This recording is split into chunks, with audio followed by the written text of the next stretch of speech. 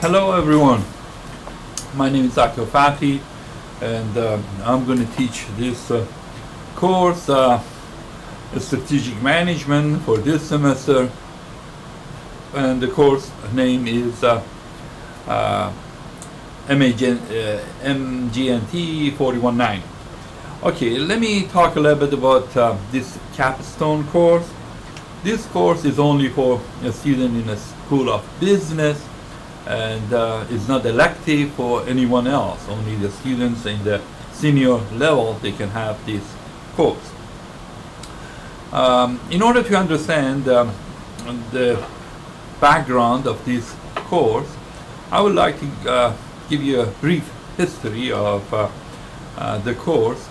In 1940s, Harvard Business School, they realized that they are training students in the functional area, but something was lacking, and that one to connect these courses together, these functional courses.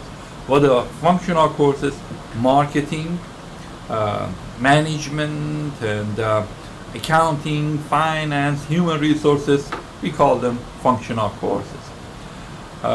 You learn all of these functional courses so far. You're supposed to have them. Now is the time to you to integrate these courses together.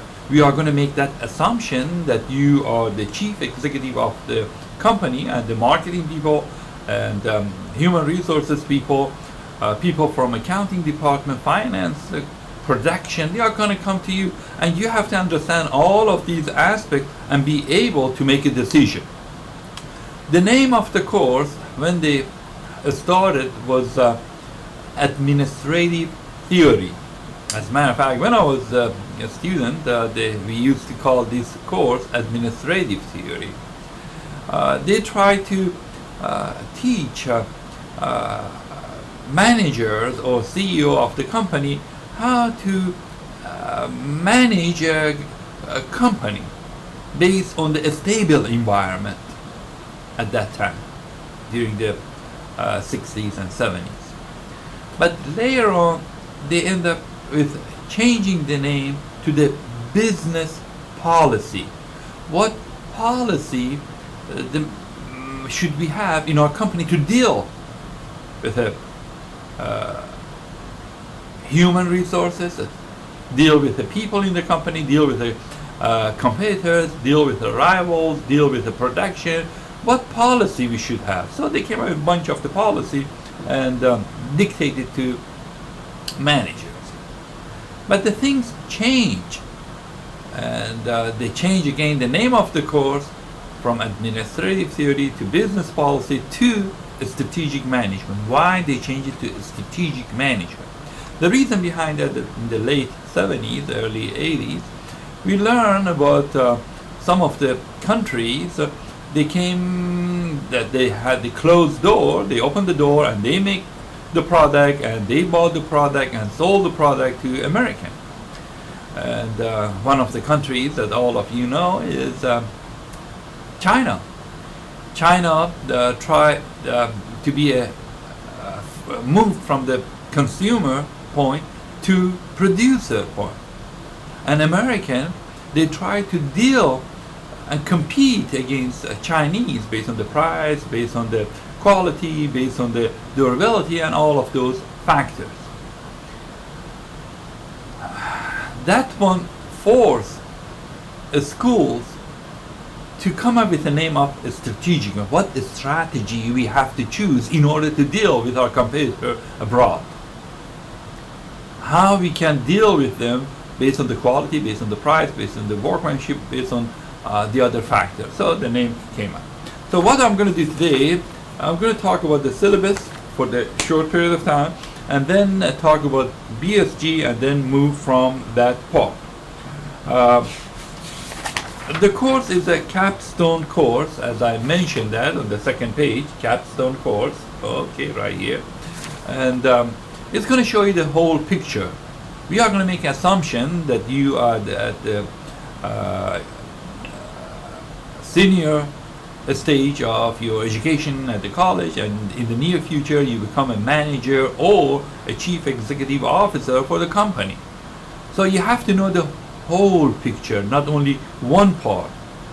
There is no need for you to know only a function. You have to have a knowledge in the functional area, but at the same time you have to tie all of these things together. When the people from marketing department, from accounting department, from the finance, from production, they come to you, you have to be able to communicate with them effectively and be able to move your company forward.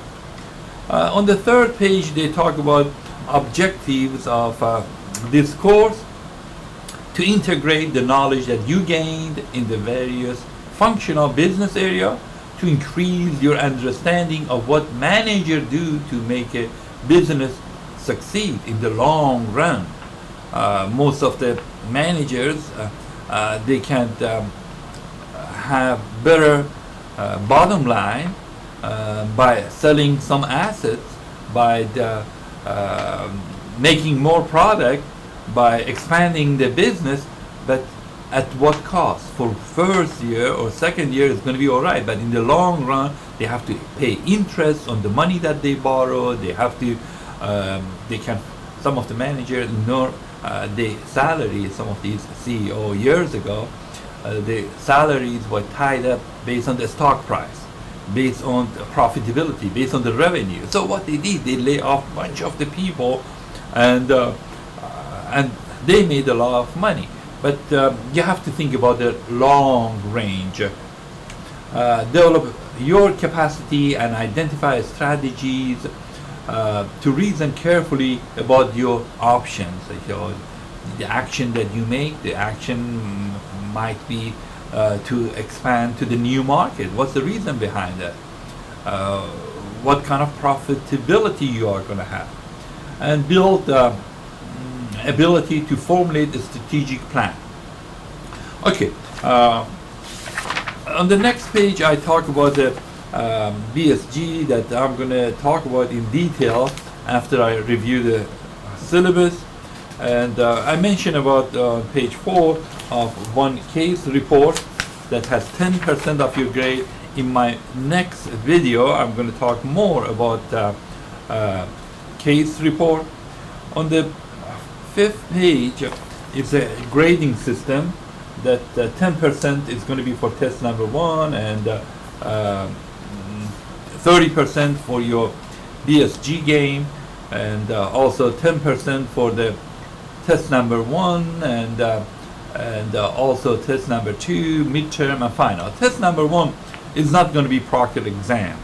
It's going to be open book at your convenience, and you have to read the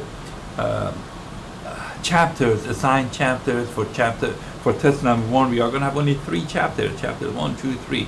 You have to read them, but there are bunch of the informations in these 3 chapters. And how many questions we are going to have? Between 50, 60. I'll be glad to let you know a couple of days before the exam. I'm going to send the email to everyone and tell them, or put it on the announcement board. The type of the questions are not the type of the questions that you had in the past. In the marketing, management, accounting, you had a definitional question.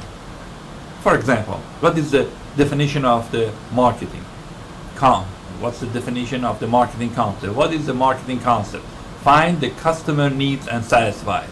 That's it. You have that statement exactly in your textbook. But the questions in the strategic management, they are going to be conceptual questions. You have to read and understand the concept. For example, in whole page, you have to read it. There is no one definition, and that one is going to help you. You have to read the chapter, and if you read the chapters, it's an open book, but during that 60 minutes or 1 hour and 20 minutes, you are not going to be able. All the exams are going to be based on the 60 minutes exam. You are not going to be able to find the answer within that short period of time. You have to read that page or 2 pages in order to understand the concept. All the questions is going to be multiple choices. We don't have a true and false question or fill in the blank. Okay, make sure to register for your ProctorU. At the end of the syllabus, I mentioned that how to register for ProctorU.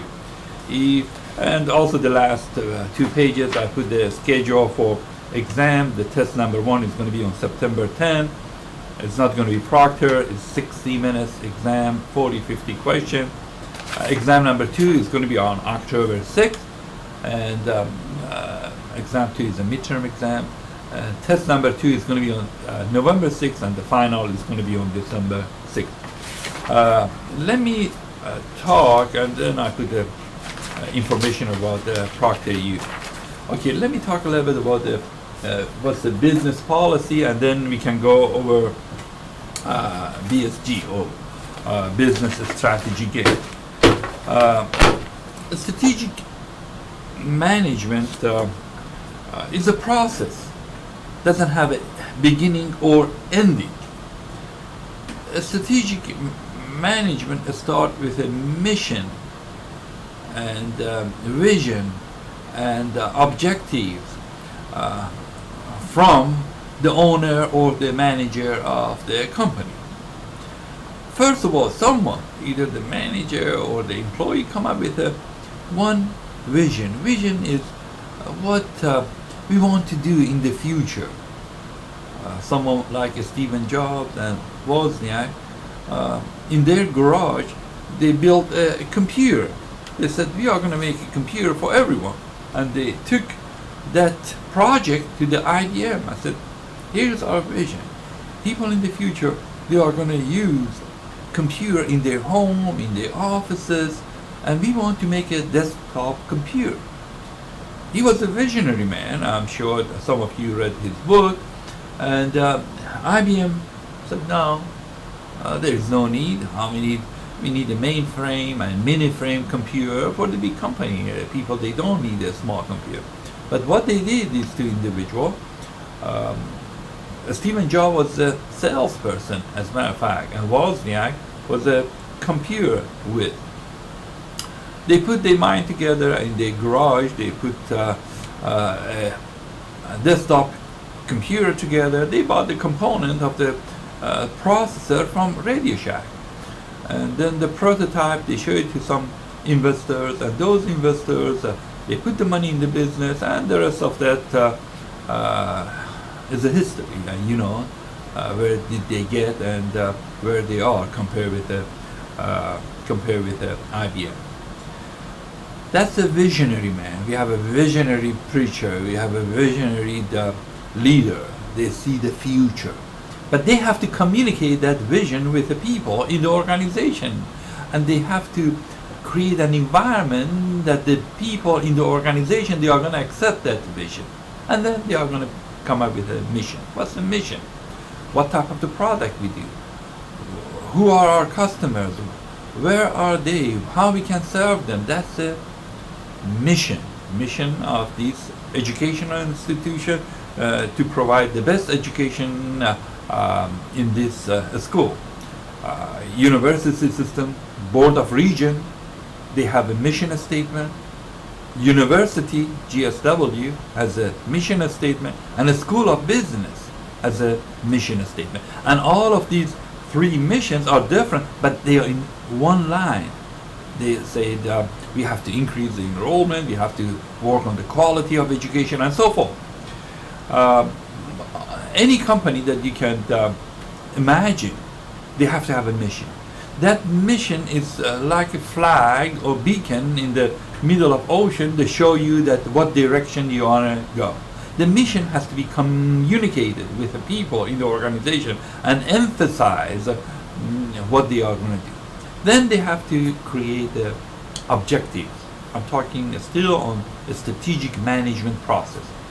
Objective is the goals that the businessman has to establish for himself. The goals can be profitability, can be employee development, can be the product development, quality product, all of these.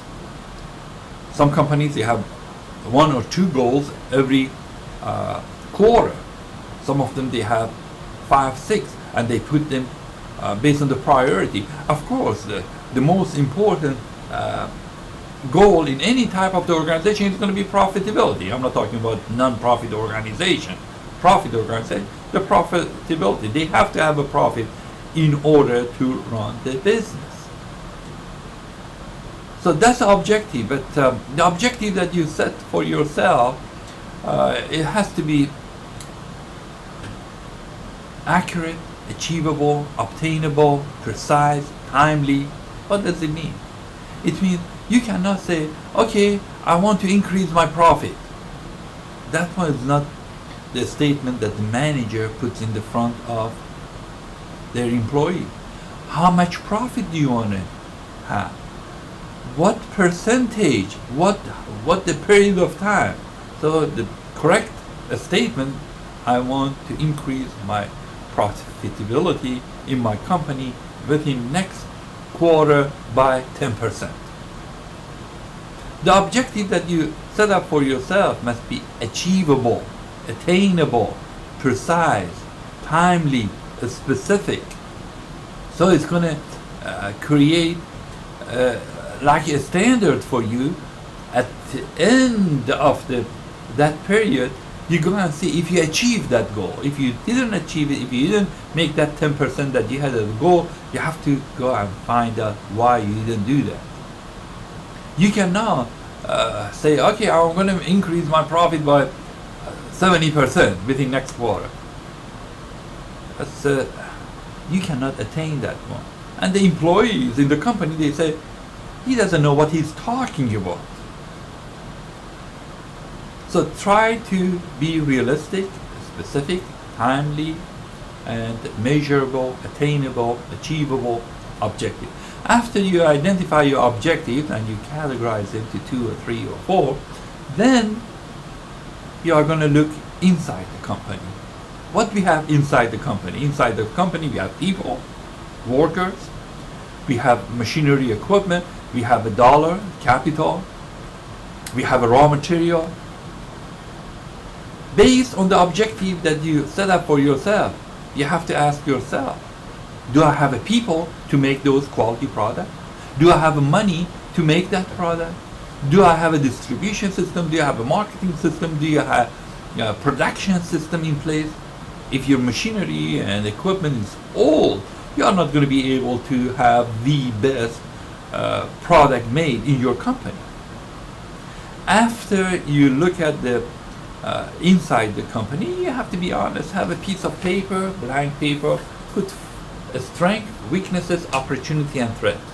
What strengths that I have compared with my competitor? Strengths can be capable workers. Strengths can be capital that you have. Strength, closeness to the customer. The strengths can be your brand name. The strengths can be quality product that you have. What the weaknesses? The weaknesses that I have, some company they don't have money. Some people they don't have qualified workers. Some people they do not have the equipment and closeness to the customer or raw material. They don't have access to raw material, cheap raw material, or reasonable price. What is my weakness? What is my strength? So these 4 things you have to analyze yourself and be honest with yourself and put them in the piece of paper, on the piece of paper. The next things that you have to do, you have to go outside of your company. The factors inside the company you can control, but the factors outside your country you cannot control. What factors you are talking about? Factors such as economic. You cannot tell the chairperson of Fed to increase or decrease the interest rate. On the regular curve that we see, the economy can be based on the prosperity that goes all the way up, and then it's going to, because of the bad economy, it's going to be recession and depression, and then we are going to have recovery and prosperity and so forth. You as a manager, you have to know at what stage of economy we are in. For last 6 years, 5 years, we have been in the recession. Recently, within last 6 or 7 months, we can see a little bit move in the economy, and in employment reached the almost 7% from 10% nationwide. Still some areas, some cities, some states, they have an unemployment rate of 18-20%. So you have to find out at what stage of economy you are in. In case of prosperity, everybody has a job, make money, and they can afford to buy the product. So you as a manager, you have to go expand and hire more people and come with new product and advertise your product and so forth. But when you get to the downturn, through the recession, it's a time for you to hold on with what you have. Put a freeze on hiring, or lay off some people, or not to expand on your factory, not to borrow money excessively, because people, they don't have money to buy the product. Then definitely we have seen it's going to go back during the recovery. You have to be ahead of the curve and start hiring and make new product and go to new market and so forth. That's it. But again, you do not have a control over this up and down of the market. What you have to be knowledgeable, you have to make a decision, you have to be proactive manager, you have to be able to predict what's going to happen and act before you get to that bottom of the curve. The next things that you have to do in case of the external, we have a model in our textbook, they call it Porter's forces, 5 forces. You have to look into the rival. Who is the rival? How many rivals do you have? The rivals of GM is going to be Chrysler, Ford, Honda. The rivals of Pepsi-Cola is going to be Coca-Cola and the other brands. What kind of strengths they have? What type of the product they introduce? Should I make that product and make it better than, for example, iPhone and Samsung? They are head-to-head competitors, and anytime Samsung make one, you can see iPhone is going to improve that product and send it to the market. The other factors that you have to consider based on the Porter's 5 forces is a substitute for the product. Some products, they have a substitute, and you might have a substitute for your product and people not to buy. Think about what's the substitute? Let me give you one example, simple example. Coca-Cola and Pepsi-Cola company. They are using 3 types of the containers for their soft drink. They use aluminum, they use glass, they use the plastic. So at that point, each one is going to be a substitute for the other one. And for some reason, if they find out in the future the aluminum container might cause cancer, for example, then the aluminum cannot be used, and it's going to be a disaster for the company that they make those aluminum or plastic bottle. How about the bargaining power?